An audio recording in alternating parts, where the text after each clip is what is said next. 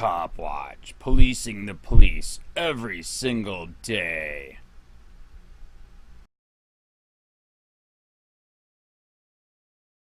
Nonverbal autistic child tasered by school cop, left lying in his own urine for 13 minutes.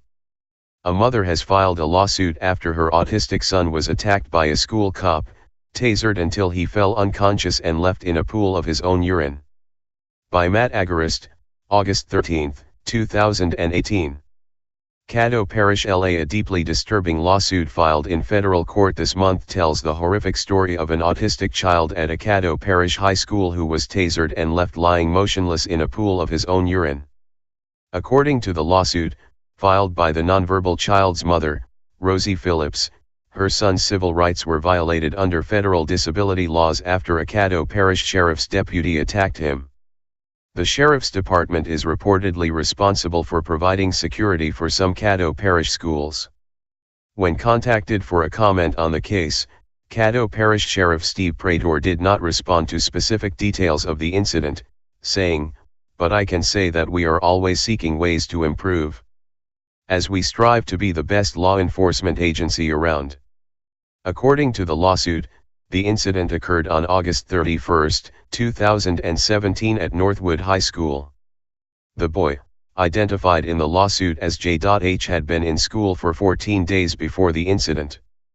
J.H. was so severely autistic that he was in the school's program for children with severe and profound autism.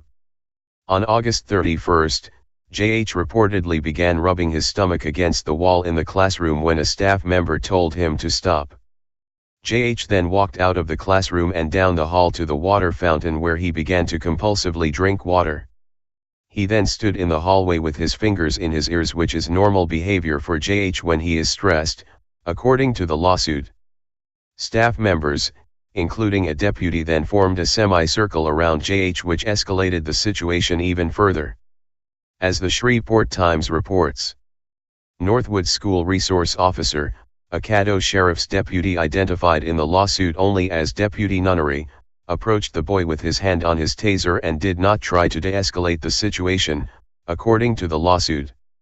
Instead, Nunnery and members of the school staff formed a semicircle around J.H. for about 7 minutes, the lawsuit alleges. J.H. tried to break free of the semicircle and swatted at administrators. The deputy then allegedly fired his taser, possibly striking J.H. several times and sending the boy to the ground, according to the lawsuit. On the floor, J.H. did not move. He urinated on himself. J.H. was left on the floor until his mother arrived and, during that time, Nunnery did not check on J.H.'s condition, according to the lawsuit. In this period in which he lay on the floor, the sheriff's deputy did not check his condition, his vitals, did not determine whether J.H. was still breathing, and made no motion to otherwise determine that J.H. was safe, the lawsuit alleges. When the boy's mother arrived at school, she found her son on the floor, drenched in his own urine. She then helped him up and then left the building. According to the lawsuit, the entire incident that unfolded in the hallway was captured on the school's surveillance video. What's more, according to the suit, the deputies have no training on how to handle autistic children, including the deputy whose job it was to patrol the school. The sheriff's office could not produce training materials, written policies, and other documents regarding interactions between deputies and those with autism from August 2013 to August 2017, according to the lawsuit. The sheriff's deputies that were patrolling the hallways of NHS had little or no training on individuals with disabilities, interacting with individuals with autism, or de-escalation protocols and related best practices for children with autism, the lawsuit alleges. The lawsuit states that J.H. had never had a disciplinary problem at school prior to being tasered by this deputy. Now, however, he is petrified to even leave his own home. Immediately after the incident, J.H. would not sleep in his own bed. J.H. is afraid to be alone, to leave his home, and to go anywhere without his family, the suit alleges. He has not wanted his family to leave the house or even the room without him. Also, he now prefers to be physically close to people and even holds on to them, where before he avoided physical proximity and contact. The boy's mother is seeking unspecified damages, noting in the lawsuit that a judgment, regardless of the amount, would deter the defendant from discriminating against individuals with autism in the future. Sadly, as schools across the country rely more and more on police to force student compliance, instead of training and common sense, this scenario becomes more common. Last year, the Free Thought Project reported on 6-year-old Nicholas, who is diagnosed with attention deficit hyperactivity disorder and disruptive mood dysregulation disorder. Nicholas was kidnapped from his elementary school by police and imprisoned in a psychiatric hospital. He was held, including multiple stints in a seclusion room, for 3 days at Riverpoint Behavioral Health for a temper tantrum at school. If a 6-year-old boy was taken by police from a school and locked in an isolation room in the 90s, you can rest assured that this would not fly. Now, however, police force as a reaction to childhood problems has become the go-to approach in the land of the free. We also reported on the video showing a San Antonio Independent School District police officer body slam a 12-year-old girl. In February, the Free Thought Project brought you the story of the Baltimore school cop who was seen beating a student who had done nothing wrong. In fact, recent videos have revealed a myriad of school cops attacking unarmed students. In December 2016, Officer Rigo Valles was cleared of any wrongdoing after grabbing a student by the neck and slamming him to the floor. In October 2016, Richland County Deputy Ben Fields was fired after students recorded him flipping over a girl's desk and dragging her across the floor. Oklahoma City Master Sergeant Thomas Haha was charged with assault and battery in October as well, after repeatedly punching a student in the face for not having a hall pass.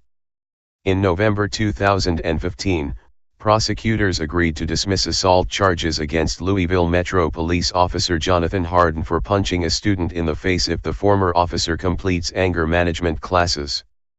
In separate incidents earlier this year, school cops have also been caught attacking an autistic boy, body slamming a child, and raping nearly 24 students. And these are the ones the public knows about. How many more incidents, just like this one, go unreported and unpunished? What this data illustrates is the societal dependence on the state to solve matters that should be handled without government. Being dependent upon the state to solve one's problems is a de facto dependency upon violence. The state represents violence in a concentrated and organized form. The individual has a soul, but as the state is a soulless machine, it can never be weaned from violence to which it owes its very existence. Mohandas Karamchand Gandhi. If you truly want a glimpse into the horrid effects of the police state on all school children, take a scroll through our archives, at this link. Until people wake up to the reality of relying on a system of violence to maintain order and behavior compliance, we can expect this problem to get worse. Police use who may want to retaliate against him physically. Hey Charlotte County, this is Charlotte County COPWATCH, and I just wanted you to know that I am using this stuff under fair use. And also remember to like and subscribe this channel. Also too, keep in mind I do not make any money on YouTube. This is 5 hours work a day, you know, fighting for freedom. And you can donate with PayPal and Patreon. I just want you to think about this. If everybody gives to PayPal and Patreon, Patreon is every month. Actually, PayPal you can do every month. I have 12,000 subscribers. If everybody gives, I can quit my regular job and go full-time investigations on Charlotte County and possibly even more and beyond. So just keep that in mind. If everybody helps out, I can go full-time doing this. Thanks.